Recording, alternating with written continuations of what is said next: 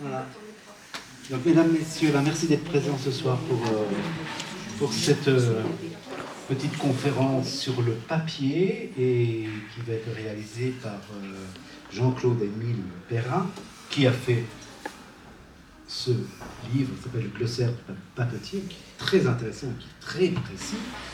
Émile, oui, j'appelle Émile, hein, Émile est marcheur, Émile est écrivain, Émile a été papetier, Émile est le mari de Martine qui nous a donné des cours de gravure, qui est venu d'un atelier de gravure. Donc voilà comment j'ai rencontré Émile, et avec la discussion avec Émile, j'ai appris qu'Émile était papetier longtemps dans les Vosges.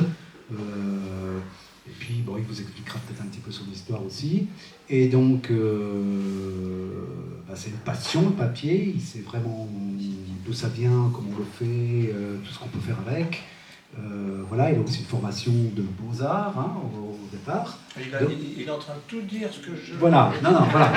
Alors, le glossaire du papetier, Émile, voilà. Et puis le dernier livre qui vient de sortir, voilà, et qui se passe dans les Vosges, hein, qui se passe même dans la l'histoire de chasseurs. Oui, ça, j'ai pas lu, mais je vais lire. De cerfs. Et de cerfs, voilà. Donc ça se passe ici dans les bois. Voilà. Donc je vous laisse pour cette conférence sur le papier, et puis après, on aura peut-être un petit temps d'échange sur des questions à poser. En tout cas, merci pour votre présence ce soir. Bien, bonsoir à toutes et à tous. Effectivement, je m'appelle bien Jean-Claude-Émile Perrin, ce qui semble peut-être particulier, mais Jean-Claude, c'est mon prénom qui est sur ma carte d'identité. Et Émile, c'est un prénom que j'ai récupéré du temps des Beaux-Arts, l'école de l'image d'Épinal. Et c'est celui-là qui prédomine aujourd'hui. Voilà, c'est juste pour donner une explication sur ce Jean-Claude-Émile Perrin qui peut paraître intrigant pour quelques personnes. Donc le papier... je suis tombé dedans aux Beaux-Arts. J'avais un professeur de gravure qui s'appelait Philippe Lelièvre, qui était prix de Rome, spécialiste du vernis mou, pour ceux qui connaissent les techniques, en plus en trichromie, vernis mou, le top du top. Malheureusement, cette personne est décédée aujourd'hui. Et en parlant papier, puisque si on fait de la gravure, sans papier, on ne peut pas faire grand-chose, je lui ai exprimé mon intérêt pour ce matériau. Et il m'a encouragé à aller dans ce sens. Et donc, dans un premier temps, je suis allé voir des moulins à papier. Et puis en sortant de l'école de l'image, j'ai créé une entreprise de fabrication de papier à la main, en étant complètement autodidacte. Ce qui semblait complètement incongru, mais on était dans les années... un peu après une certaine révolution là-bas, donc on envisageait tout, hein, on voulait tout refaire. Donc, faire le papier, c'est devenu une passion, et puis à force de m'y plonger, je pense avoir fait quand même un tour assez complet. Et j'espère que ce que je vais vous raconter sera assez pertinent. Mais vous n'hésiterez pas à me poser des questions si nécessaire. Donc, le papier, toute une histoire, des origines à nos jours. Donc, une grande partie sur l'histoire du papier jusqu'à ce qu'il arrive en Occident. Le développement en Europe. Et puis après, on va passer à la manière d'apprécier un papier. Quelles sont les caractéristiques d'un papier? Comment choisir un papier? Et puis, en finale, pour ceux que ça intéresserait, pourquoi pas faire son papier soi-même? Une activité qui peut être très intéressante. Donc avant le papier, parce que si l'homme a toujours cherché à transcrire sa pensée, l'écriture, elle n'est pas venue tout de suite. Du temps de Lascaux, il n'y avait pas d'écriture. Elle est venue bien plus tard. Les Sumériens, la Mésopotamie, c'est moins 4000, moins 5000. Qu'est-ce qu'ils ont utilisé? La pierre. Le papyrus est arrivé, donc à aujourd'hui, on peut estimer que le papyrus a 5000 ans d'histoire. Ce qui est énorme. Après, dans d'autres pays, d'autres régions, on a utilisé le tapa, feuille de bananier, la mate. Le tapa, ça ressemble à ça. c'est pas du papier, hein. On parle de support d'écriture. Le papyrus, c'est un support d'écriture. On a aussi, c'est déjà un peu plus élaboré, c'est un papier qui est constitué de fibres végétales.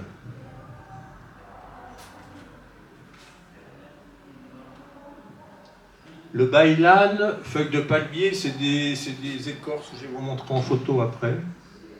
Alors le parchemin est arrivé 2 siècles avant Jésus-Christ, à Pergame. Là, on a constitué on a un pas important, parce que le parchemin, le papyrus a beaucoup d'avantages, mais on a quand même une surface qui n'est pas blanche, qui n'est pas neutre, hein. Alors que le parchemin, s'il est bien travaillé, il devient comme un papier velin aujourd'hui. Et enfin, bon, la pierre, le terre cuite, le métal, le bois. Donc on a ici le tapa. Là, c'est l'écriture sumérienne. Ça, c'est le bailan, c'est ça, les écorces de figuier. Le parchemin. Tout ça se présentait, tout ce qui est support souple, se présentait sous forme de volumen. Le volumen, c'est le rouleau. Donc on lisait en déroulant, soit en allant vers la gauche, soit en le déroulant du haut vers le bas. Ce qui nous rapproche d'ailleurs de la lecture qu'on a aujourd'hui sur les ordinateurs. On revient un peu en arrière. Alors ce qu'il faut, comme je disais tout de suite, ce qui différencie le papier des supports d'écriture, c'est que le papier, la définition précise, c'est un matériau à base de cellulose, fibre végétale naturelle ou transformée, réduite en une pâte homogène que l'on étend et sèche pour former une feuille mince. Alors que le papyrus, on prend des feuilles, des écorces, on les croise, on fait comme un tissu un peu, et donc on ne transforme pas le produit de départ. C'est ça qui différencie le papier de tous les supports d'écriture. Et cette évolution va permettre de l'exploiter de manière beaucoup plus importante.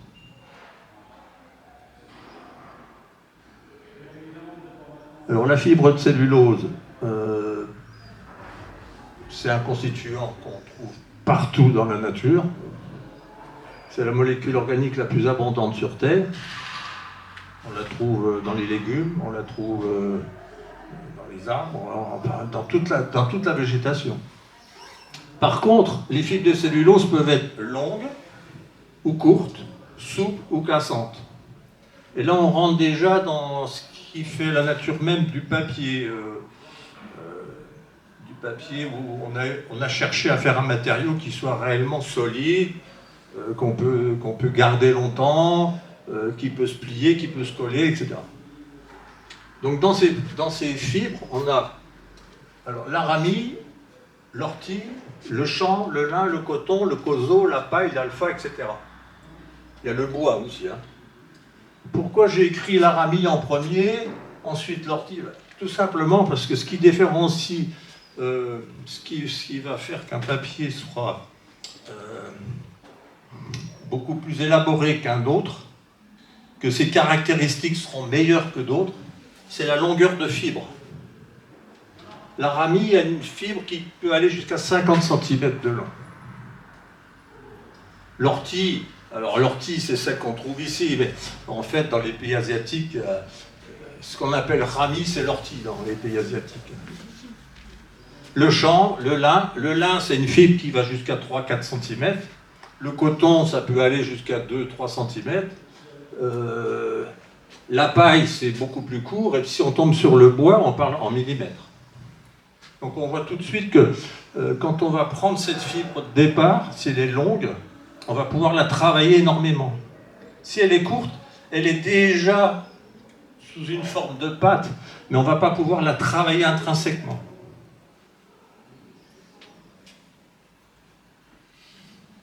Alors, la route du papier, les Chinois, tout le monde a entendu dire que les Chinois avaient inventé le papier. On estime aujourd'hui qu'il est arrivé 250 ans avant Jésus-Christ. On a retrouvé quelques éléments. Au 1er siècle après Jésus-Christ, on a un personnage qui s'appelle Tsaïloun, qui était ministre de son temps, et qui a promu le papier. Et au 7e siècle, les Japonais améliorent le procédé, et il arrive en Europe au 14e siècle. Il a mis plus de 1400 ans pour passer de la Chine en Europe. Pendant tout ce temps-là, on écrivait sur quoi, nous? Sur du parchemin, sur du papier. Le papyrus a été utilisé jusqu'au 2e-3e siècle après Jésus-Christ. On a retrouvé il n'y a pas longtemps à Pompéi des rouleaux de papyrus en quantité importante. Donc ce qui est sidérant, c'est que ça fait 700 ans que le papier existe chez nous. Aujourd'hui, on ne s'en rend plus compte. Tous les jours, on touche du papier, même sans s'en rendre compte, en pensant que ça a toujours existé. C'est totalement faux. Le papyrus, lui, est beaucoup plus ancien que le papier. Et ce qui est plus fort dans tout ça, c'est qu'aujourd'hui, le papier, malheureusement, l'informatique arrive, et on assiste à une décroissance du papier. Ce qui est... Bon, ça, c'est un aspect purement personnel. J'aimerais bien qu'on reste dans le papier longtemps, mais malheureusement, l'informatique est en train de prendre le pas. Alors en Chine, quand on dit fabriquer du papier, c'est assez primaire. C'est des vieux textiles, c'est des cordes de mûrier, donc le Broussonetia papifera. C'est fabriqué sur cadre, donc en fait, ils fabriquent une pâte avec, ils mettent la fibre végétale, ils la pilonnent, ils la travaillent. On reviendra sur le fait de travailler la fibre. Ensuite, on mélange avec de l'eau, on plonge des cadres dans une cuve. La pâte se dépose sur le cadre et on sèche directement. On laisse la fibre sur le cadre et on laisse sécher. Et une fois que c'est sec, on obtient une feuille de papier. Donc il faut bien aussi reconnaître que pendant très longtemps, le papier était une matière quand même très rugueuse, très brute. On n'avait pas cet aspect qu'on a aujourd'hui, un papier lissé, bien transparent. C'est quand même assez primaire. Donc 250 avant Jésus-Christ, on part de Chine. Et on arrive en Espagne. Donc tout ça, ça passe par Samarcande.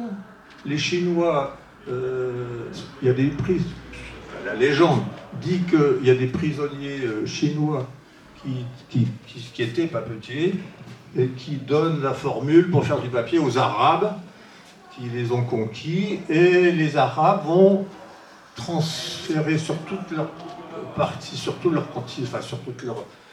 État, la fabrication du papier. C'est lié au fait aussi que le papier, à cette époque, il a servi essentiellement à la religion.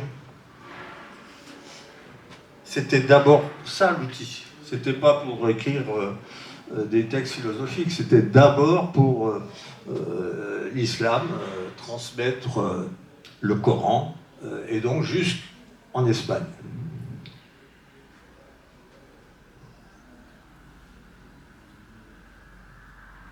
Et puis, les Italiens, ça transfère de Tunis à Fabriano. Donc, Fabriano, c'est une ville qui est italienne, qui est réputée pour ses papeteries depuis 1250. Il fait des très beaux papiers. Et le premier moulin à papier en France est daté de 1348 à Troyes. Donc encore une fois, vous voyez, on est... en 1150, on est par ici, et il faut attendre encore 200 ans avant que le papier soit un matériau qu'on sait produire en France.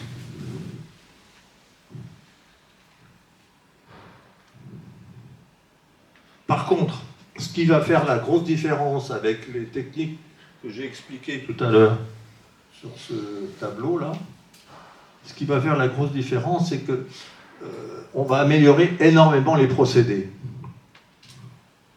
Donc entre 1250 et 1348, on utilise quasiment et uniquement des chiffons de lin, de chanvre, le coton arrivera plus tard. Donc on a un matériau qui sert aux vêtements et qu'on récupère une fois usagé. Il est toujours plus facile de faire du papier avec une fibre qui a déjà été portée, lavée plusieurs fois, que d'utiliser le lin qui serait neuf, parce qu'il comporte des parties qui sont pas, qui sont contraires à la bonne fabrication du papier.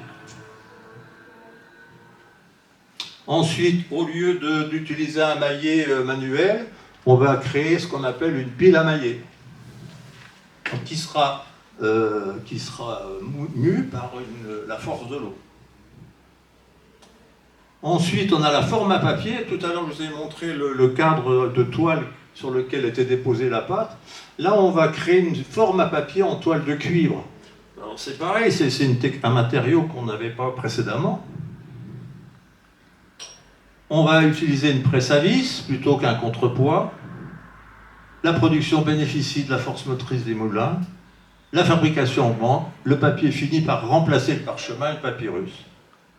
Mais entre 1250 et 1348, il y a beaucoup de princes, enfin même leur interdisait d'utiliser le papier pour des usages importants. Ça leur paraissait incongru d'utiliser un papier qui un support qui pouvait être détruit facilement. Le parchemin, c'est vrai, c'est très solide.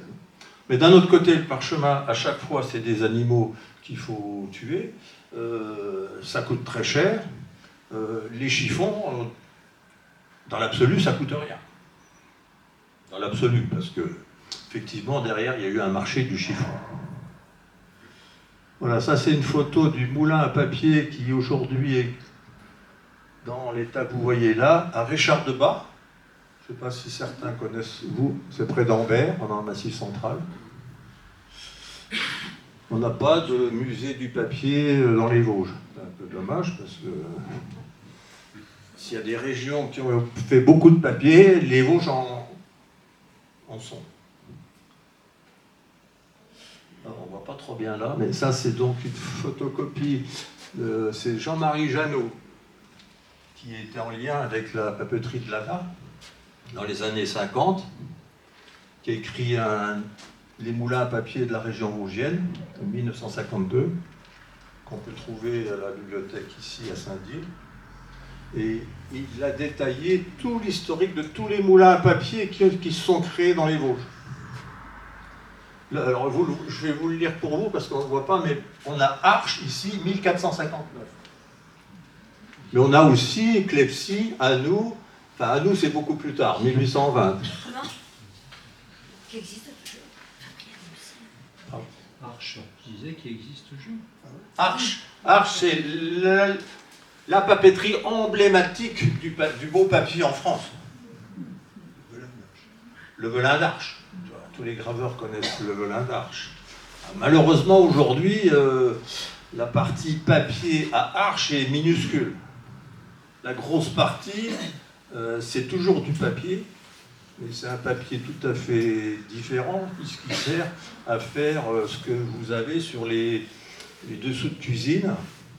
Quand vous achetez un plan de travail de cuisine, vous avez un stratifié, dessous c'est du papier imprimé. Et c'est ça qui fabrique en quantité beaucoup plus importante. Voilà, donc on a Éloie, Saint-Nabord, Brouvelieure, Grandvillers, Desvillers. Enfin, il y avait une quantité énorme de papeterie dans les Vosges,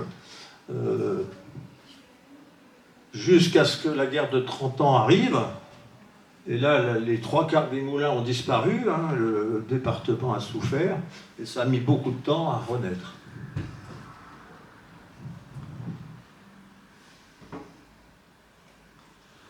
Alors, dans le même temps que la production de papier augmente, Gutenberg invente l'imprimerie caractère mobile, la demande augmente, c'est immédiat.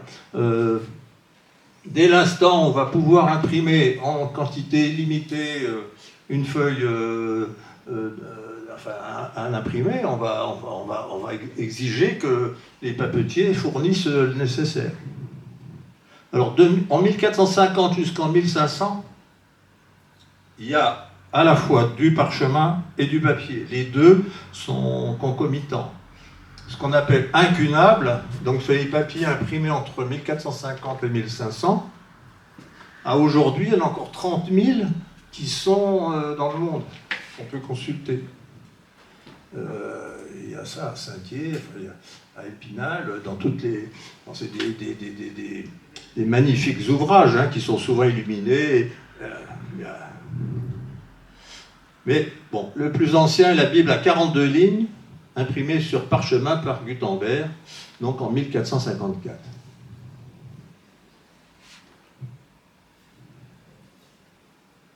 Alors voilà la pile à mailler.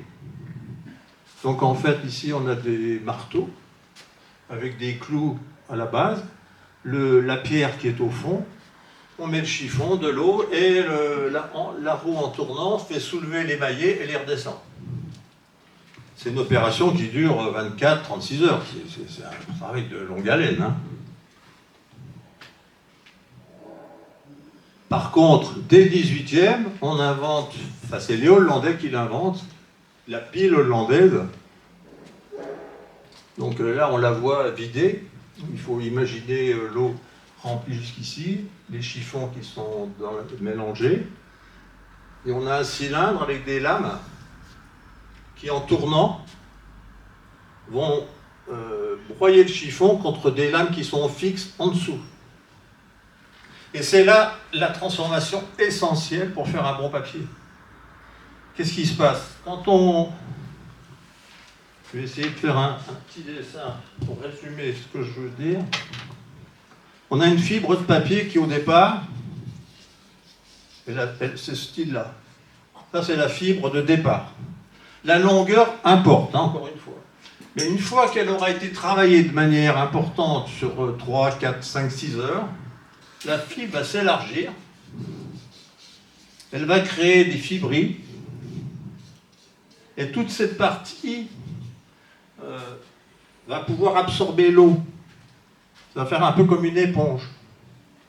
Et donc, ces fibres-là, quand elles vont être mélangées dans l'eau, qu'on va pouvoir la retirer sur la forme à papier, l'assemblage sera beaucoup plus fort. C'est ça qui fait la différence. Par contre, plus on raffine, puisque le mot exact c'est raffinage, plus on raffine, plus la fibre devient transparente. Si on veut faire du papier calque, c'est ce qu'on fait, on raffine pendant des heures. Par contre, c'est toujours pareil, c'est un peu comme en cuisine.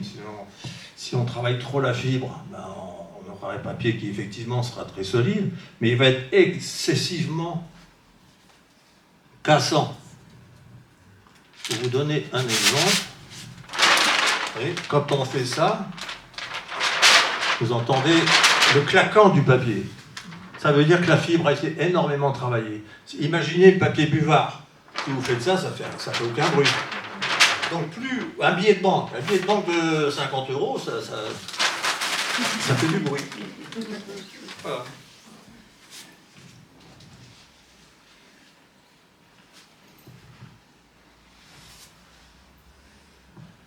Alors ensuite que la pâte est prête, on arrive dans l'atelier.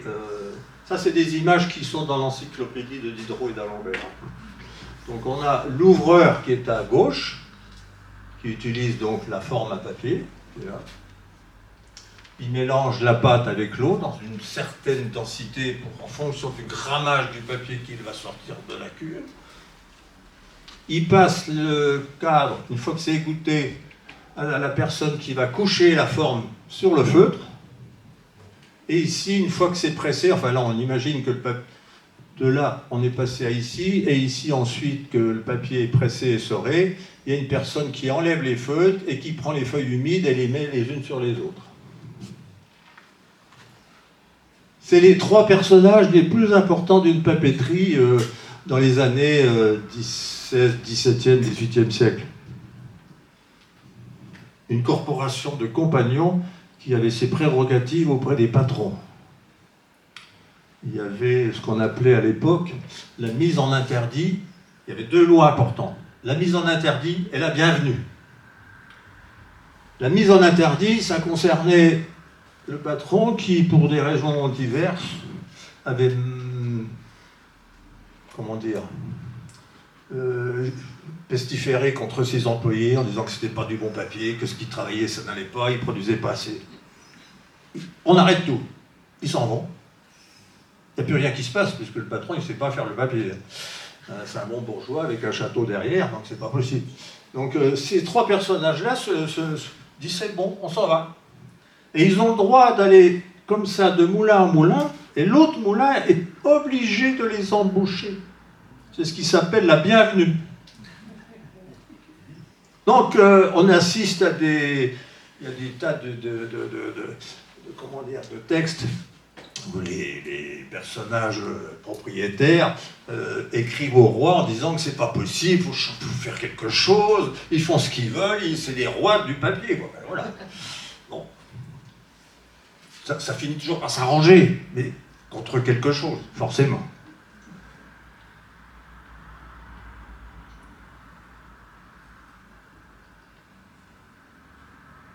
Si j'ai un peu le temps, je vous lirai un texte qui est assez drôle, mais je vais passer, parce que sinon je vais peut-être arriver au bout, pas trop faire trop long.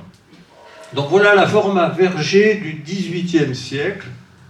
Donc on est bien dans une forme verger. Donc verger, c'est les vergeurs, les fils de cuivre qui sont ici parallèles. Les pontuseaux, ce sont ces fils verticaux. Donc on a des fils qui sont tissés et attachés aux pontuseaux en bois qui sont dessous. C'est ce qu'on voit sur le dessin qui est là. Le filigrane apparaît ici.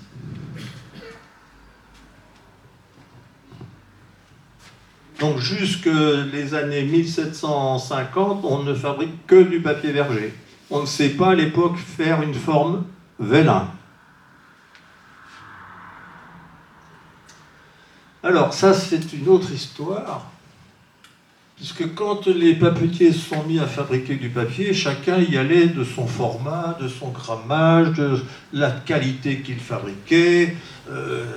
C'était mis à la bonne volonté du patron, et puis peut-être de ses clients.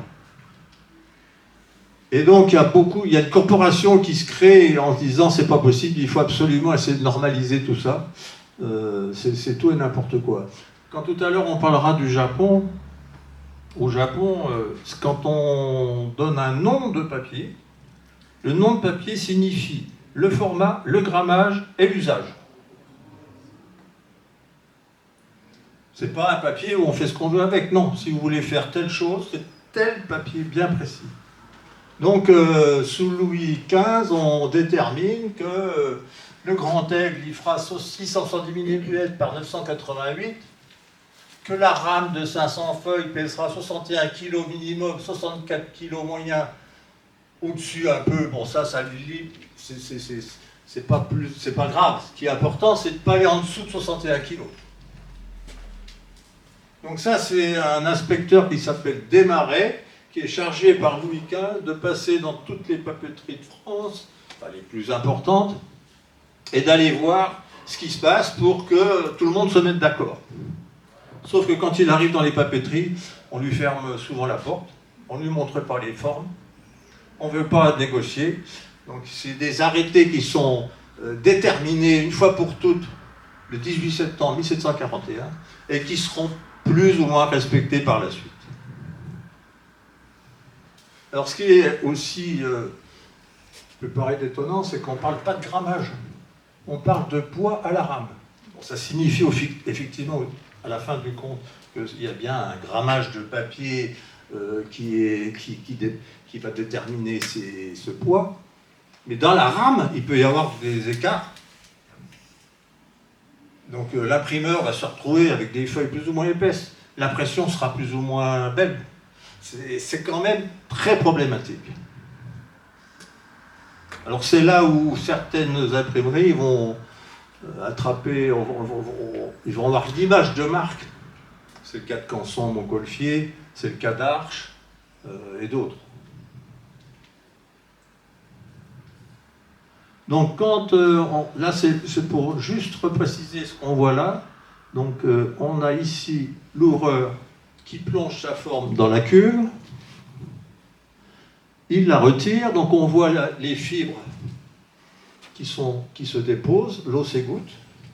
Quand il retire cette forme, il fait deux gestes plus ou moins. Il promène sa forme dans les deux sens. C'est promener et ferrer. Donc on promène pour que les fibres se mélangent bien, et on ferre pour qu'au dernier moment, l'eau s'égoutte et la feuille se fait. C'est un geste qu'il faut apprendre. C'est pas immédiat. Hein. L'ouvreur passe sa forme au coucheur. Bon là c'est un format plus petit, mais on a enlevé la couverte. Donc la couverte, c'est ce qu'on voit là ici, qui est plus ou moins épaisse en fonction du grammage qu'on veut faire. Il y a la densité dans la cuve, il y a aussi la hauteur de la couverte qui va faire qu'on va retirer plus ou moins de pâte de la cuve. Donc la couverte à droite, la forme à gauche. Le coucheur retourne la forme sur le feutre. On voit bien les pentuseaux là.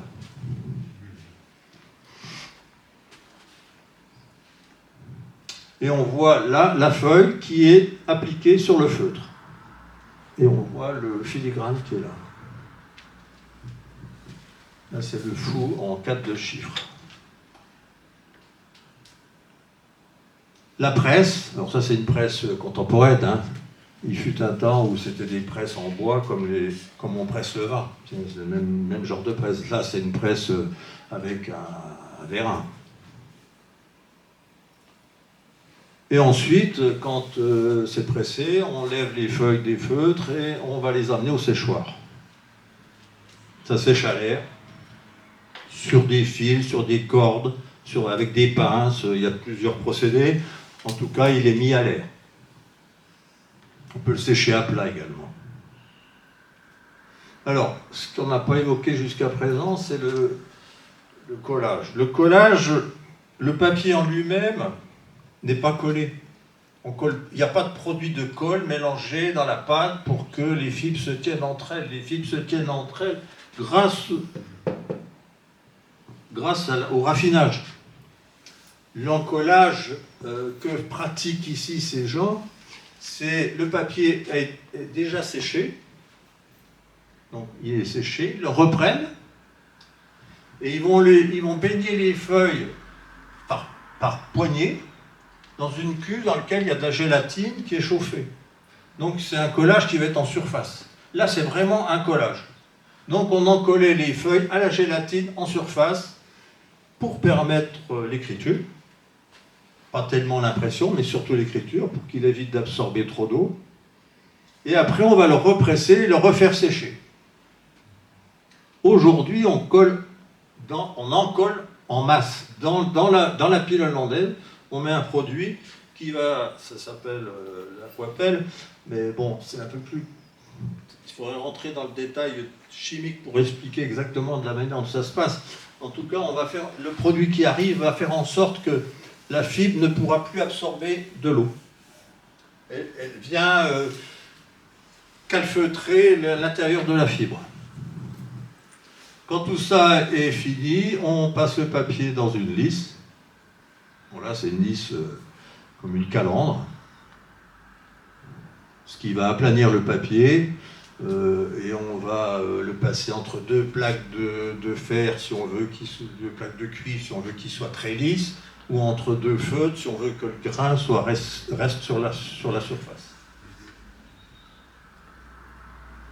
Alors, les filigranes.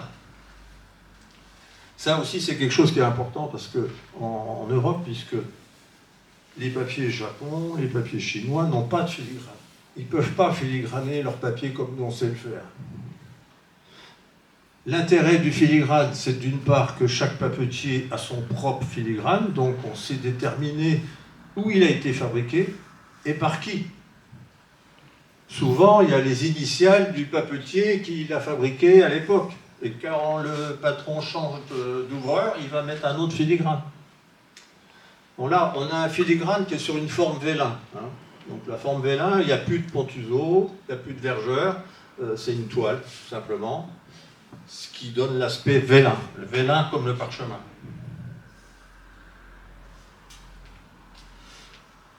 Donc le filigrane est fixé sur la forme, c'est ce qu'on voit à gauche là.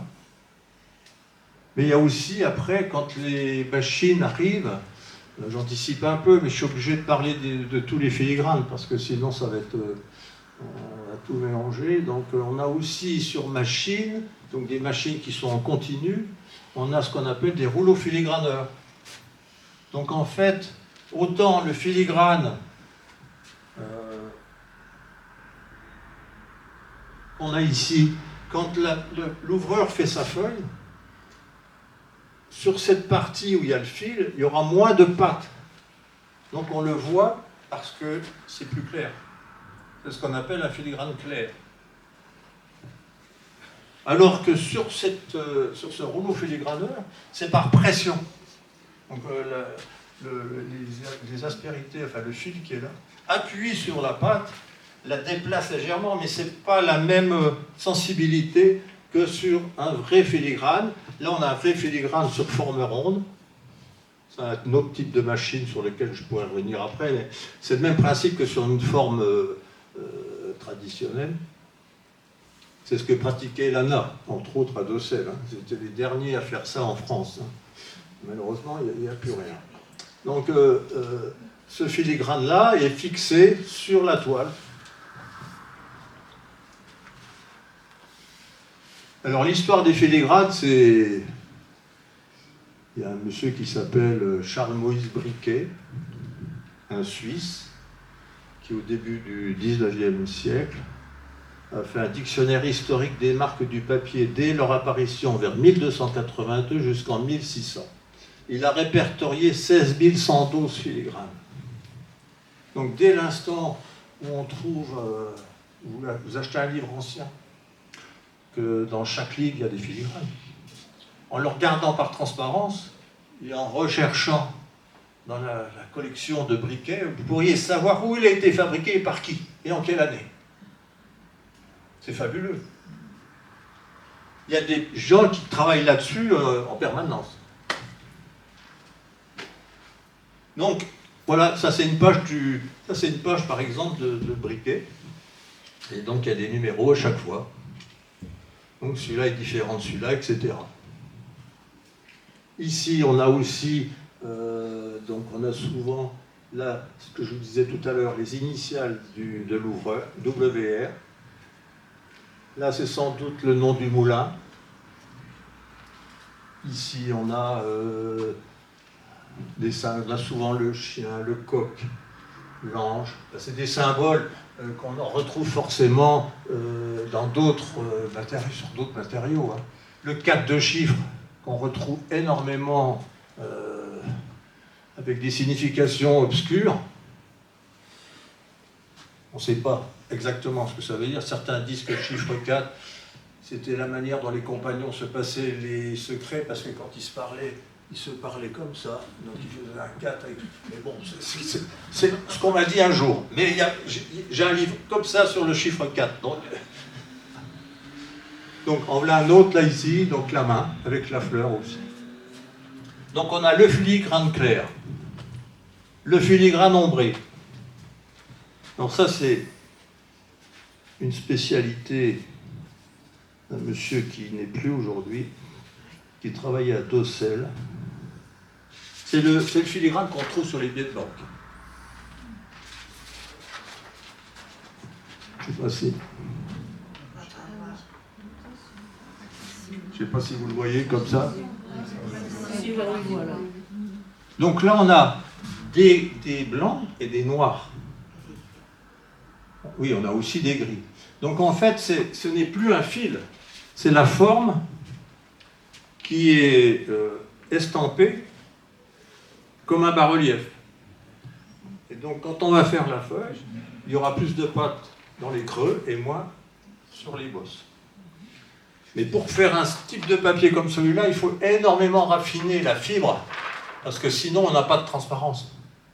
On revient à ce que je disais tout à l'heure. Je crois que j'en ai un autre. Les billets de banque, c'est ça, hein, c'est le...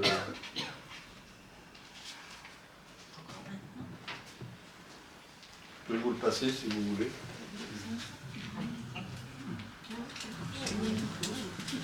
C'est magnifique, hein. Mais bon, c'est une œuvre d'art. On peut pas écrire dessus. C'est pas... Vous voulez? Je vais le passer. À 10 mois. C'est une bande là. J'ai pas plus.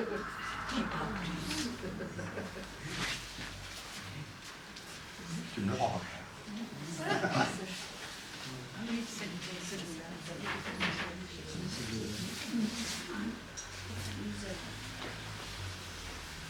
Alors ça permet aussi de faire du papier infalsifiable. Parce que pour arriver à copier ça, c'est impossible. Si, impossible n'est pas le bon mot, mais c'est très compliqué.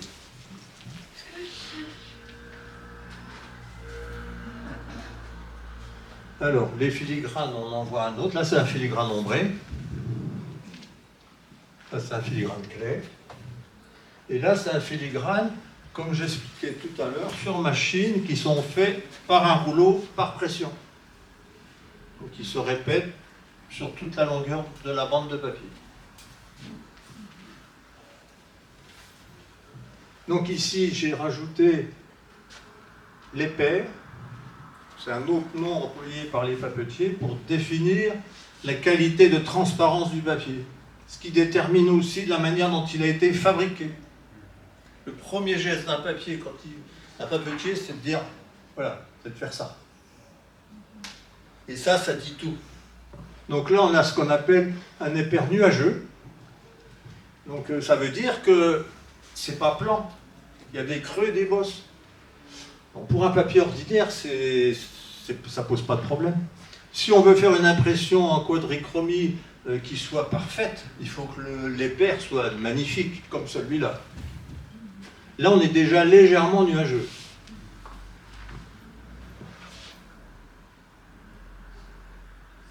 Voilà, donc maintenant, on a beaucoup parlé de nos fabrications ici en Europe, mais pendant ce temps-là, il y en a d'autres qui font du papier, à l'autre côté de la Terre. Et le washi, c'est le papier japonais. C'est le mot utilisé au Japon. Donc le washi est constitué de kozo, ou de mitsumata, ou de gampi. Le kozo, c'est ce qu'on voit là. Donc c'est le Broussonetia papifera, c'est une écorce d'un arbuste qui est cultivé, qui est là, qui a été séparé de la ramure et qu'on fait sécher. Une fois que ça sera séché, dans la rivière, on va séparer le dessus de l'écorce de la fibre elle-même. Un travail monstrueux. Alors le Mitsumata, c'est une fibre qui est un peu plus longue que le kozo, qui était utilisée pour le billet de banque au Japon. Et le gampi, c'est la Rolls du papier.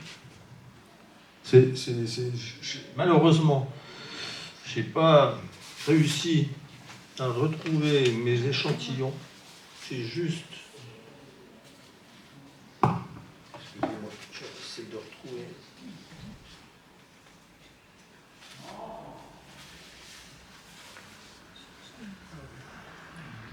Voilà, ça c'est du gampi. C'est fabriqué à la main, ça. Avec le coton, le lin, c'est impossible de faire ça. Ça fait 15 grammes au mètre carré. Vous imaginez 15 grammes de fibre dans 1 litre d'eau. Essayez de faire quelque chose d'aussi régulier que ça. D'ailleurs, le papetier est obligé, pour pouvoir l'utiliser, pour le reprendre par la main quand il est humide, de faire un petit pli ici. pour doubler le grammage. C'est utilisé notamment par la BNF quand on a des livres très abîmés. Il existe en blanc, hein, il est légèrement coloré.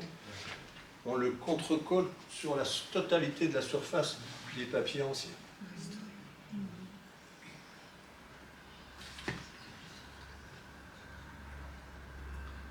Donc la pâte de Kozo, de manière très traditionnelle, une fois qu'on a transformé ce que je vous ai montré tout à l'heure, qu'on a séparé l'écorce de la cellulose est travaillée avec un maillet. On revient un peu sur le principe du maillet que je vous ai montré tout à l'heure, sauf que là c'est à la main, c'est à la japonaise, quoi. On est accroupi par terre et puis on tape sur la pâte jusqu'à ce qu'on soit satisfait du matériau.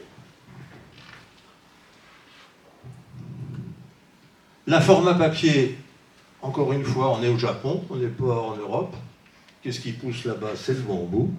Le bambou sert à faire le cadre, à faire l'hébergeur, un fil de lin pour le ciseau, et le cadre sur lequel va se poser la toile. Ils arrivent à faire des hébergeurs aussi fines que le fil de cuivre qu'on a chez nous. Il est très filé dans des petites très fileuse, voilà.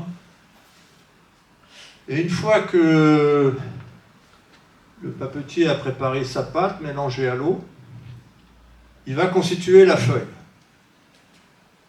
Dans l'eau, il a rajouté... j'ai un trou de mémoire sur le... Non. Le tororoy. Tororoy, c'est une plante qui est mucilagineuse, qui va donner une espèce de... Ça ressemble un peu à une confiture, enfin c'est pas le bon terme, c'est légèrement gélatineux. Mais ça colle pas du tout. Ça permet uniquement au papetier, quand il va puiser dans la cuve, d'avoir le temps de faire sa feuille. Ça ne s'égoutte pas tout de suite. Et il va répéter ce geste une dizaine de fois. Alors là, ils sont là à jeter l'eau, en reprendre, repuiser, et ainsi de suite. Jusqu'à ce qu'il soit satisfait de son travail. Alors, ingénieusement, ils suspendent la forme. Quand elle est libre, que le papetier n'atteint pas, elle est juste au niveau de l'eau. Ils tirent dessus, au-dessus, il y a des bambous qui s'abaissent et remontent. Et l'autre avantage en la faisant supporter par des fils, c'est qu'il peut faire des formats gigantesques.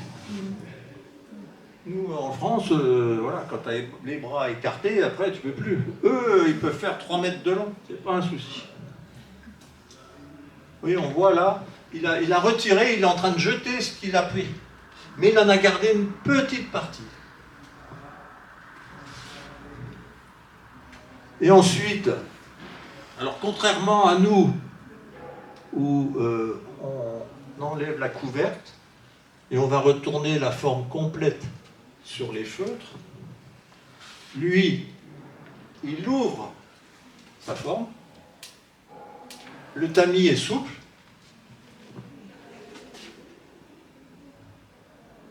et là, on va pouvoir prendre le tamis, il y a une barre en bois ici, de chaque côté, et il va, ça c'est une dame, c'est une femme qui va coucher la feuille sur les feuilles précédentes. Là aussi, innovation, il n'a pas besoin de feutre. Les feuilles se superposent les unes sur les autres sans se coller, parce qu'ils ont une fibre très longue. Si vous faites du papier vous-même et que vous mettez vos feuilles les unes sur les autres, vous aurez un bloc, voilà. Donc là, voilà, la personne prend les feuilles, donc vous voyez la longueur, une par une, elle va les soulever, elle va les étaler sur des planches qui vont être exposées au soleil.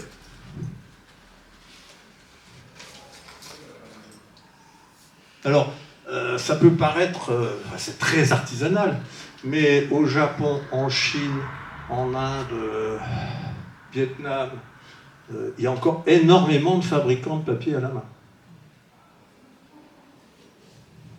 Parce qu'ils ont une consommation beaucoup plus importante que nous. C'est encore un produit qui sert aussi bien pour faire les shoji dans les maisons que pour faire des dessins ou des peintures.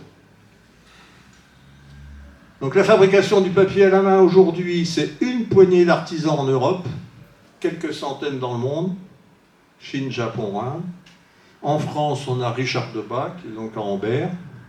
Le moulin du Verger, c'est à Puy-Moyen, c'est juste en dessous d'Angoulême, qui est géré par un monsieur qui s'appelle Jacques Bréjou, que je connais très bien. Mais, comment dirais-je? Parce que, comme au Japon, on dit le trésor vivant du papier. Au Japon, il y a des trésors vivants, je ne sais pas si vous connaissez le terme. C'est ceux que l'État détermine comme étant des dépositeurs d'un art particulier dans la poterie, dans le papier. Donc, voilà, Jacques Bréjou est le trésor vivant du papier en France. Le moulin du Gau, c'est à côté de Limoges. C'est un moulin qui a été repris par des gens qui ont réhabilité une vieille papeterie, qui a une machine particulière, mais qui est extraordinaire. Si vous passez par là, allez-y, puis ils font un papier de lin qui est magnifique. Je n'ai pas d'exemple à vous montrer. On pourrait faire tout dessus, de l'aquarelle, de la gravure, magnifique. Brousse, c'est près de la forêt de, au nord de Carcassonne. Rosic, je ne sais plus trop. Ça reste très artisanal. Aujourd'hui, vivre de fabrication de papier à la main, c'est un peu compliqué. Hein, un peu compliqué. Souvent, c'est lié au tourisme.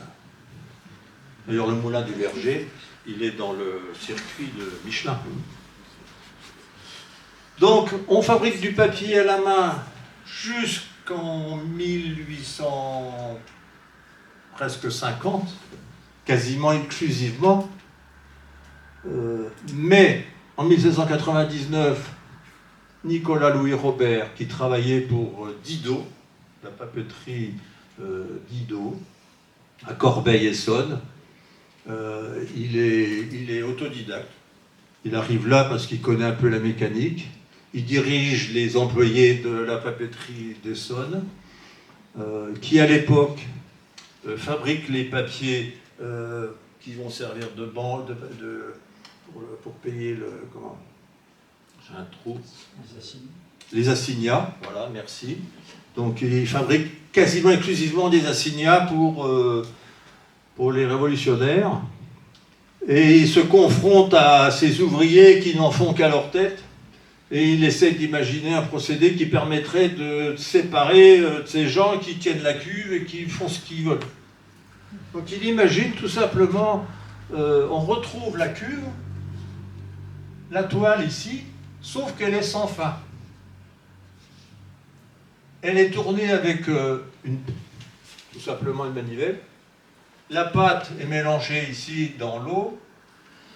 Et puis on enroule la partie qui est fabriquée. Et ensuite on va aller la dérouler pour le faire sécher. Donc il fait un papier qu'il dit de manière infinie, mais en fait non, elle n'est pas infinie, elle fait un certain métrage. Mais déjà, il évolue énormément. Et l'autre point important, si sur la fabrication du papier à la main, quand vous faites le papier avec votre forme, comme je disais tout à l'heure, vous ferrez, vous promenez, pour que les fils soient bien assemblés, sur une machine à papier, vous ne pouvez pas faire ces deux sens, vous n'en faites qu'un. Donc il invente un procédé qui fait que la toile fait ça. Donc l'eau coule avec la pâte dessus, et ça se remue que transversalement. Et là, on a une contrainte qui est liée à la fabrication du papier mécanique, c'est qu'on a un sens. On a un sens travers et un sens fabrication. Et ça, tous les papiers que vous utilisez, il y a un sens travers et un sens fabrication. Il n'y a que le papier à la main où il n'y a pas de sens. Donc lui, il obtient son brevet. Le pauvre homme il travaille pour Didot. Didot l'aide à financer ce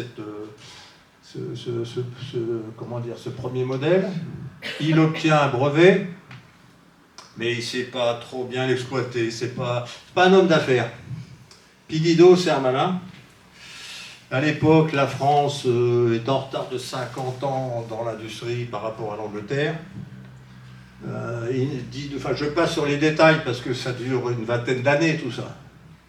Entre 1799 et 1820, il y a des allers-retours entre Didot, Robert promet ceci, Didot promet cela, et puis finalement Didot, il part en Angleterre avec le brevet et il fait améliorer la machine à son profit. Une fois que c'est amélioré en 1850, enfin, même 1840, il ramène les premières machines en France. Et là, c'est la révolution. Si, pour juste un point, on va en reparler tout à l'heure, mais un fabricant de papier à la main, il ne peut pas faire des centaines de feuilles par jour. Enfin, il peut faire peut-être 1000 feuilles par jour, mais au-delà, c'est pas possible. Dès l'instant où on va passer à une machine à papier, il n'y a plus que les moyens financiers qui manquent pour augmenter la production. Donc voilà la machine vue de côté et vue du dessus. Vous voyez, il explique, donc ça c'est le détail de ce qu'il expose pour obtenir son brevet. Donc il explique ce qu'il a. Et ces charnières sont pour rendre plus facile le mouvement précipité de va-et-vient que la toile doit continuellement avoir pour égaliser la matière à mesure qu'elle arrive dessus. Donc c'est ce que je vous expliquais tout à l'heure. Et ce procédé-là, il existe toujours sur les machines à papier aujourd'hui. Les plus modernes ne peuvent pas s'en passer. Donc en 1845, on a déjà 180 machines en France. Parce que si Robert n'avait fait que des rouleaux de papier, ben après, voilà, la pâte arrive ici, la table plate. Il ne touche plus rien. La table plate où la pâte se dépose, les rouleaux qui compriment tout l'ensemble, les feutres, et au bout, on a une sécherie et on enroule un papier qui est fini.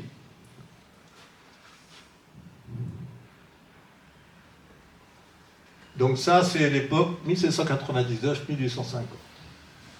Donc en 1845, 180 machines en France. Et là, il y a un autre problème, c'est qu'il n'y a plus assez de chiffons.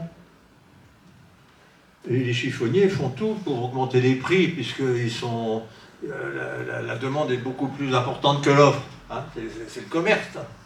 Donc on cherche à fabriquer du papier avec autre chose. Et là, on imagine tout et n'importe quoi. La paille, la ramie, l'ortie, l'alpha, le genêt, le sorgho, la bagasse, les pelures de pommes de terre, enfin voilà, j'en passe, c'est des meilleurs. Puis finalement, en 1844, il y a un Allemand qui arrive à transformer le bois en pâte à papier et il l'emporte sur tout le reste. L'alpha restera quand même un peu en France, puisque l'Algérie sera le fournisseur de l'alpha en priorité. Donc ça restera encore un moment important.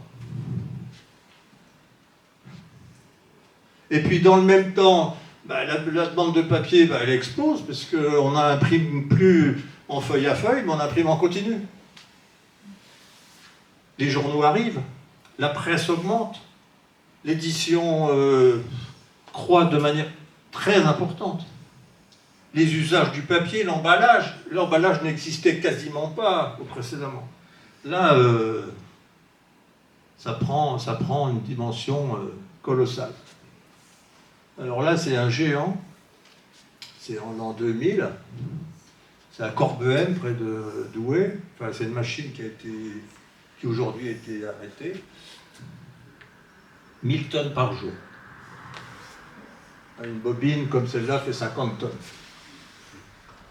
Alors c'est une technique prodigieuse parce que vous imaginez l'amont pour produire la pâte.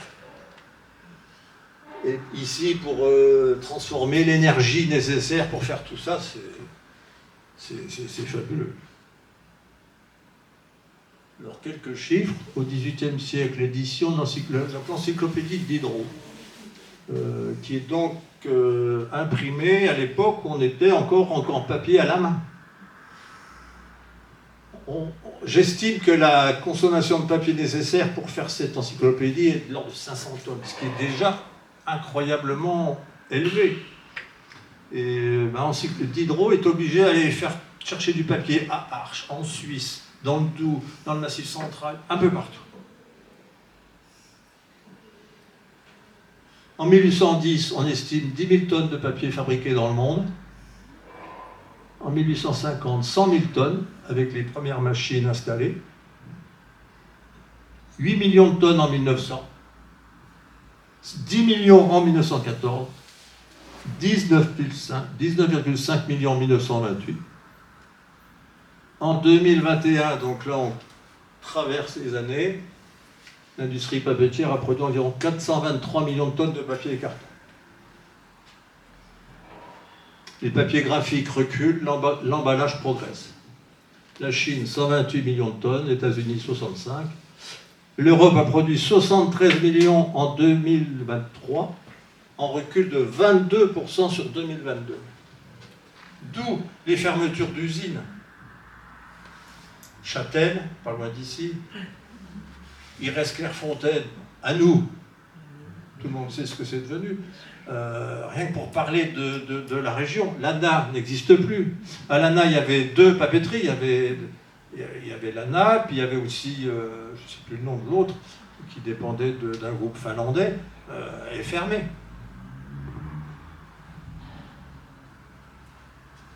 Donc ces volumes intègrent la production de toutes sortes de papiers, inclus les papiers recyclés que l'on retrouve en majorité dans les emballages. En 2020, 73,9% des papiers consommés en Europe étaient recyclés. Donc la matière première aujourd'hui pour faire du papier, c'est le recycler.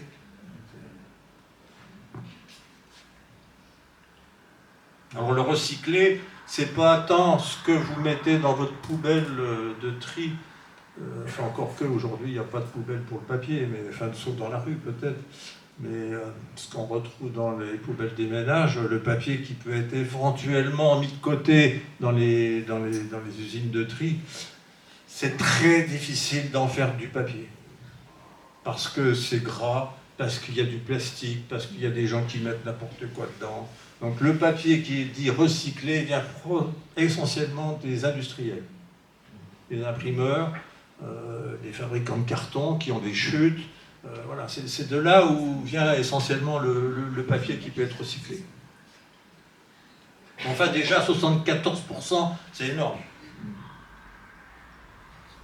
Donc voilà pourquoi j'ai résumé ici les principales matières premières. Donc on a le carton, les vieux papiers, la cellulose de bois résineux, feuillu, l'eucalyptus qui a pris une augmentation phénoménale au Portugal et en Amérique du Sud. Ce qu'il faut essayer de faire quand vous achetez du papier, si possible, acheter un papier labellisé EFC, FSC, qui promeut la bonne gestion de la forêt. On repique, on coupe mais on repique. En Finlande, vous ne pouvez pas vendre votre bois, si vous ne repiquez pas. Vous ne touchez l'argent de la vente que quand c'est repiqué. Et puis il y a la paille de riz, de blé, l'alpha, le bambou. Les linters, c'est une toute petite partie de la matière première. C'est ce qu'on récupère dans les tissages. C'est des fibres trop courtes pour être tissées. Donc c'est une belle fibre, mais elle est très courte. Voilà, donc le papier, c'est quoi? C'est les papiers à cigarettes. On était les champions du monde au début du siècle dernier. Angoulême, les papiers Lacroix, c'était leur domaine. Bon, on fume moins, tant mieux. Donc il y a moins de papier, mais il y a moins d'usines à papier pour les cigarettes. Les papiers affiches, on ne fait quasiment plus d'affiches. Les papiers à lettres, c'est epsilon. Les adhésifs, non. L'autocopiant, ça a disparu. Le papier Bible, c'est la Pléiade, par exemple. Donc c'est un papier très fin mais très opaque. Bitumé, c'était pour de l'emballage maritime, ça ne sert plus, aujourd'hui il y a des containers. Le papier bouffant, c'est ce que vous retrouvez dans toutes les éditions de livres qu'on retrouve dans les librairies. Les livres, c'est un papier qui a du bouffant, comme son nom l'indique. Donc je n'ai pas dit jusqu'à présent, mais on a parlé des paires, mais il y a la main aussi. La main, c'est le rapport grammage-épaisseur. Plus le papier épais pour le même grammage, et plus on a une main élevée. Donc un papier bouffant pour l'édition, il est de l'ordre de 1,8 de main à 2,2. Alors qu'un papier traditionnel offset, il a une main de 1,2. Donc on a à la fois un papier qui est assez opaque, dû à son épaisseur. Il a du bouffant, donc de l'épaisseur, ça donne du volume au livre. Un livre épais se vend mieux qu'un livre fin. On réagit tous de la même manière. C'est pas pour ça que c'est un beau papier. Enfin, il y a des beaux bouffants, il y en a d'autres. Le Bristol, tout le monde connaît ça. Le brouillard au buvard, ça ne sert plus. Le papier bulle, quasiment pas. Le calque, un peu, et encore que. Le cellophane, c'est utilisé dans l'emballage. C'est un papier, c'est pas un plastique. Le chiffon, le confetti, le contre-collé, le coucher sur chrome, le crêpé, le crépon, le cristal. C'est comme la chanson, d'Arménie, l'asbeste, donc c'est un papier d'amiante. De Chine, de Hollande, de Madagascar, de riz, de sécurité, mousseline, traces de dominoté, double couche. Tout ça, c'est des papiers différents, des fabrications différentes pour des usages très particuliers. Le sulfurisé, tout le monde connaît. Le papier permanent aussi, c'est important. Donc permanent, ça signifie que le papier est fabriqué en milieu neutre, et donc il va avoir un pouvoir de garde très important. Tous les papiers fabriqués entre 1850 et 1970-80 sont des papiers qui malheureusement vont mal vieillir. Les procédés qui ont évolué vers un milieu neutre ont été fabriqués après. On blanchissait avec du chlore. C'est la plus affreuse chose. Déjà, ça pollue énormément, mais aujourd'hui, on a transformé ça avec l'eau oxygénée. Donc les papeteries, aujourd'hui, si elles sont bien équipées, bien régies, elles polluent toujours un peu. On ne peut pas produire 500 tonnes par jour sans polluer un peu, mais plus du tout dans le sens de ce qui existait auparavant. Moi, j'ai travaillé pendant de nombreuses années pour le premier fabricant mondial de papier en Finlande. Dans les années 70, il n'y avait plus de saumon dans les rivières. Aujourd'hui, les poissons remontent. Donc il y a une évolution qui s'est faite. Heureusement. Alors pour apprendre à reconnaître un papier, il y a déjà l'aspect. Vous faites ça, vous regardez le papier, vous regardez la surface, le recto, le verso, le toucher, ça compte. Enfin, tout dépend de l'usage que vous en faites, mais si vous êtes artiste, c'est une sensibilité que vous devez avoir. La transparence, ou les paires, nuageux ou clairs. Est-ce que si je fais de l'édition, est-ce qu'il vaut mieux un papier opaque, donc plus bouffant, mais avec un épaire peut-être nuageux? Le quarteux, rigidité ou sonnant, ça c'est quelque chose que j'adore parce que ça veut dire que le papier, on a bien travaillé la fibre. C'est ce que je vous ai montré tout à l'heure. C'est celui-là. Voilà. Et comme vous pouvez, je ne sais pas si vous le voyez, mais il est très sensible à l'humidité. Il n'a pas été calandré, mais néanmoins, plus le papier est raffiné, plus le papier est sensible à l'extérieur. Alors la langue, c'est pour rire, mais un papetier, il détermine si le papier est bien encollé ou pas en mettant sa langue dessus. Et on regarde si la salive est absorbée plus ou moins rapidement sur le papier. Si vous faites de l'aquarelle, c'est un test. Le sens du papier.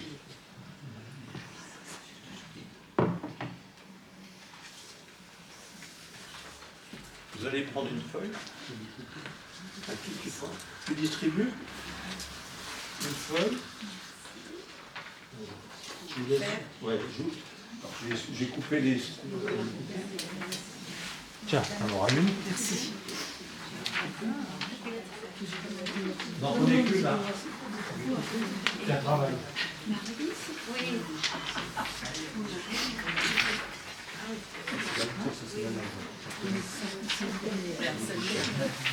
Bon, c'est un papier A4 photocopie tout bête.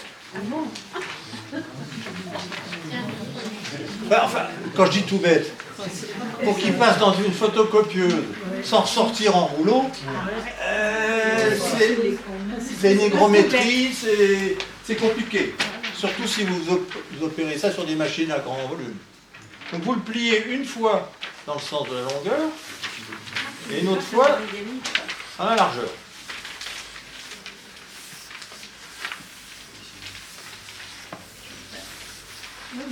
Il y a plusieurs façons de reconnaître le sens du papier, mais celui-ci, il est... Voilà. Vous n'avez pas de feuille? Non, elle me laisse faire.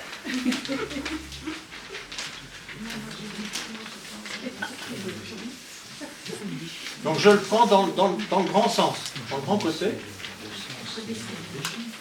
Vous le coupez, vous le pliez comme ça. Voilà. Vous passez votre doigt dessus, sur la crête.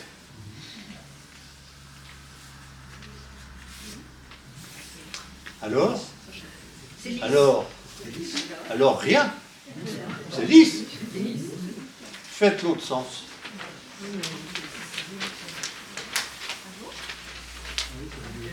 C'est rugueux.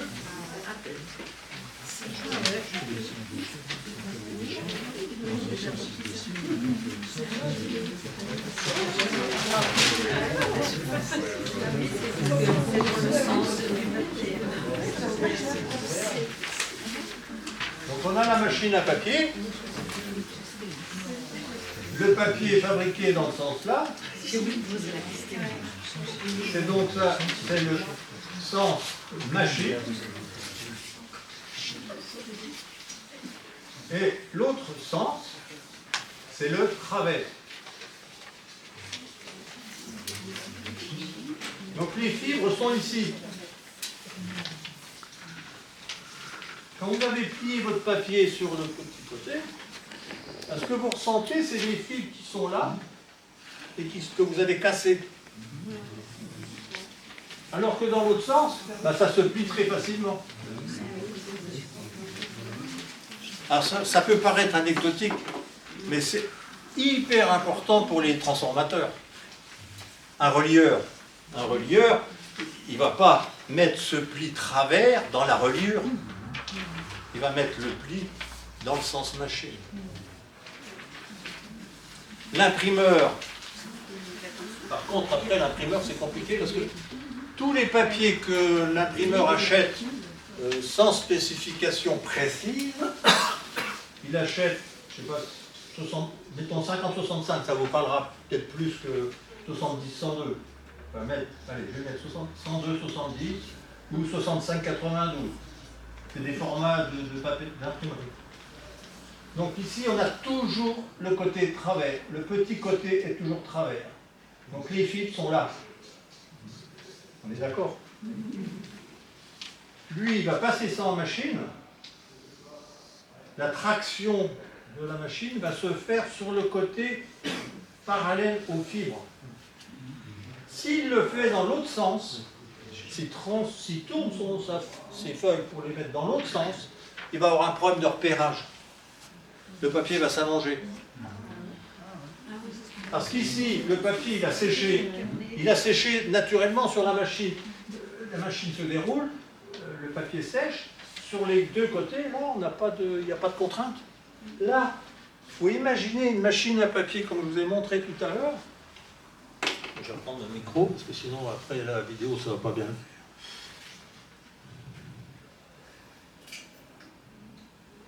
Voilà. Ici, le papier se fait en imaginant qu'on a 1 mètre de pâte qui vient de se fabriquer. Au bout, là, on n'a plus 1 mètre.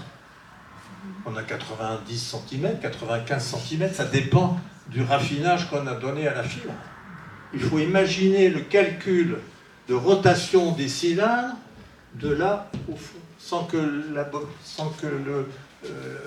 le lait casse. C'est prodigieux. Enfin, moi, je ressens, quand je visite une machine comme ça, ça m'émeut, parce que c'est fou, quoi. Alors effectivement, il y a plein de technologies. Ils sont aidés par l'informatique, forcément, mais quand même. Voilà, donc vous aurez compris ce que c'est que le sens du papier. Oui, merci. La déchirure. Le monsieur, il dit qu'on peut revoir par la déchirure. On peut le voir par la déchirure, bien sûr, mais il faut déchirer le papier, c'est un peu dommage. Non, on peut le reconnaître en le déchirant, il suffit de le regarder comme ça, c'est pas toujours évident. Hein. Sur un papier très raffiné, c'est pas gagné. On peut aussi le mettre sur de l'eau. Si on met la feuille sur de l'eau, il va s'enrouler dans quel sens?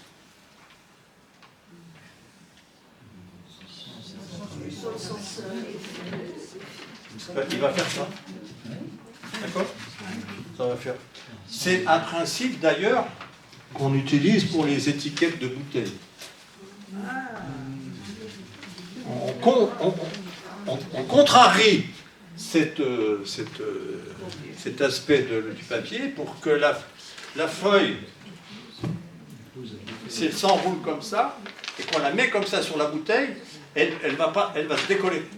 Si on la met dans l'autre sens et qu'on la contraint, elle va avoir un aspect un peu ressort. Elle va rester sur la bouteille. Donc, quand vous boirez du château, voilà, vous y penserez. Alors, les caractéristiques d'un papier, je vais peut-être... Ça fait déjà 1h30, ça fait beaucoup. Oui, ça fait beau. Alors, c'est mon épouse. Hein. Bon, les caractéristiques, le grammage, la masse au mètre carré, la fabrication à la main ou sur machine. Alors attention, hein, quand vous achetez un beau papier dit à la main, s'il n'y a pas les bords formes sur les 4 côtés, c'est pas un papier à la main. Voilà, c'est tout ça. Malheureusement, sur le géant, on voit des tas de... des beaux papiers, hein, je dis pas, mais les précisions sont parfois douteuses. Les paires, c'est important. Velin ou verger, ça compte. La main ou le bouffant aussi, comme je vous l'expliquais tout à l'heure. Le claquant, voilà, le rendu sonore. La blancheur. Alors forcément, tous ces papiers que vous avez entre les mains, c'est des papiers qui sont mélangés avec de l'azuran optique pour donner cette blancheur qui est proche de 90-95, alors qu'en réalité, il est plutôt en dessous de 85. En France, les consommateurs exigent du papier blanc. En Allemagne, ils ont encore un raisonnement un peu différent de nous. Ils acceptent des papiers un peu ocre, un peu jaune, même dans l'administration. Alors l'encollage, ça concerne oui, ce que je vous expliquais tout à l'heure, c'est que l'encollage, ça ne soude pas les fibres, c'est uniquement pour une question d'absorption de l'eau, de l'encre. Et donc les papiers pour gravure, dans le temps on disait mi-colle. Donc ils étaient moins encollés pour absorber le papier, pour absorber l'eau avant d'être pressés entre des buvards et d'être imprimés. La résistance au pli, ça c'est énorme. Pour le billet de banque, c'est clair. Le taux hygrométrique, l'opacité, la rugosité, la porosité, ça concerne le papier filtre par exemple. Le pH, donc si on est en milieu neutre, vieillissement du papier, il y a des normes pour la bibliothèque. Et ensuite, on a les charges qui, pour certains papiers, sont appliquées en surface ou dans la masse, essentiellement du kaolin, du carbonate de calcium. Et le sens de fabrication, on vient d'en parler. Voilà. Avant de faire son papier, est-ce que vous avez des questions sur tout ce que je vous ai raconté? Est-ce que j'ai été assez clair? Comment? On en a fait, mais Le moment que vous avez parlé de collage et vous avez mentionné les gélatines comme collage, est-ce que vous parlez d'amidon comme collage? C'est pas, l'amidon, c'est une charge. C'est pas un collage. Ça va venir entre les fibres pour donner une opacité. Voilà. Une certaine rigidité aussi. Mais qu'est-ce que c'est pas toujours gélatine comme un collage? La gélatine n'est quasiment plus utilisée, sauf en papier à la main. Pour certains papiers aquarelles, vous en trouvez très peu, mais vous pouvez aussi vous-même appliquer de la gélatine sur le papier que vous allez acheter dans le commerce. Non, mais je l'ai fait ça pour les raisons photographiques, mais j'utilise amidon, non exactement. D'accord.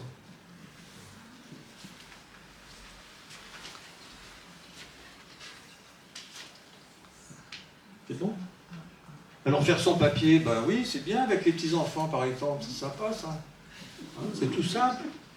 2-3 bassines, un mixeur, des chutes de papier, un petit tamis là que vous fabriquez avec une toile toute simple, des buvards, et puis un vieux mixeur, vous ne prenez pas celui de maman, et puis vous faites une pâte.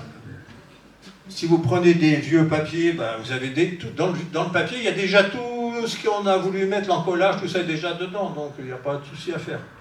Après, si vous voulez vous lancer dans le papier avec de l'ortie, ça, vous en avez à disposition partout ici. Vous coupez l'ortie, vous la faites sécher. Quand elle est sèche, vous la cuisez légèrement pour faciliter après le travail du maillet, et puis vous allez faire un magnifique papier. C'est du travail, hein, mais c'est intéressant. Enfin, sur Internet, on trouve plein de personnes qui font ça. Hein, c'est très amusant. Voilà. Et puis donc ça, c'est le glossaire du papetier. Alors, dans ce glossaire, il y a 850 entrées, enfin 857 précisément, dont 120 qualités de papier et carton qui sont définies, que j'ai écrit en première édition en 2002. Et là, je suis à la 4e édition, donc qui a été augmentée au fur et à mesure du temps. Parce que même en étant dans le métier, on apprend encore des choses. On ne sait pas toujours tout. Et puis j'ai rajouté la biographie de Nicolas Louis Robert, qui est malheureusement un illustre inconnu pour la plupart de nos concitoyens, alors que c'est quand même lui qui a inventé la machine à papier. Voilà. Donc j'ai voulu lui rendre hommage. Voilà. Merci.